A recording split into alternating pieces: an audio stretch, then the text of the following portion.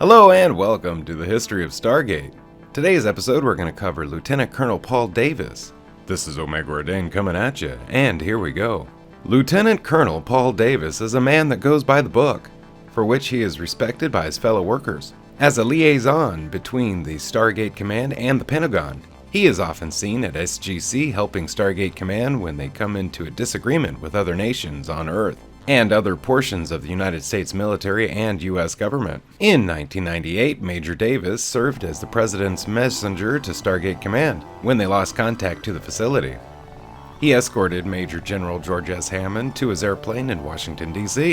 In 1999, SG1 was captured by Hathor. He was sent to Stargate Command to coordinate the rescue mission with the Pentagon. After the initial rescue mission was trapped on Eskel, he informed General Hammond that the Pentagon would not approve a second rescue mission. During a foothold situation at Stargate Command, the Stargoth called for him to come to SGC and use the mimic imaging device to impersonate him. When Major Samantha Carter killed the alien impersonating him, he awakened and helped take back the facility. When SG-1 were beamed onto the Ballistener to try to stop the replicators from becoming a threat to Earth, Davis traveled to Stargate Command to coordinate the defenses with the Pentagon. After the Ballistener crashed, he informed SG-1 that they lost contact with the Russian submarine Blackbird and that it had been infested by replicators. He inquired if any Goa'uld technologies they've collected can stop these machines. Teal'c responds that energy weapons are ineffective and only projectile-based weapons can destroy them. He then traveled to the naval base where the Blackbird was docked and helped coordinate the destruction of the replicators. In 2003, he worked together with General Hammond in presenting the Stargate program to the representatives of the United Nations Security Council. About a year later, in 2004, he traveled to Stargate Command to participate in negotiations with the delegates from AMRA.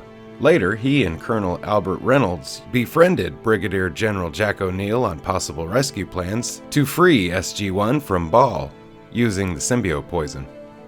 In 2009, during the Battle of the Superhive, Major Davis, now a member of the Homeworld Command, is introduced to Lieutenant Colonel John Shepard and helps to explain how the Superhive has made its way to Earth weeks early. When Shepard suggests arming F-302s with nuclear weapons to launch a first strike against the Hive ship, Davis admits it'll take some doing to accomplish and sets out to get the process started. As Shepard is about to launch his attack, Davis and Carter informs him that the Wraith are targeting Area 51 and the control chair that had been moved there. Davis helps Carter monitor Shepard's dogfight with the Wraith darts and is unable to object to Shepard's plan to launch a suicide run on the Superhive as a last resort.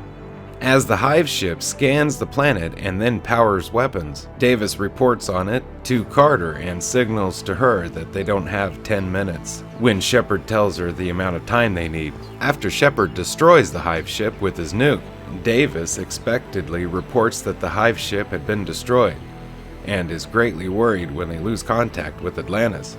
He is relieved when contact is re-established and announced that they are now tracking the city again. After the capture of Rodney McKay, Davis, now a lieutenant colonel, aided Richard Woolsey and Jack O'Neill in dealing with the IOA's efforts in crucifying Woolsey. Hey, thank you for watching the History of Stargate. Special thanks to the Stargate Wiki, SG Command for all information you heard today. Very special thanks to my Patreons and to Royalty Free Tube for this fantastic background.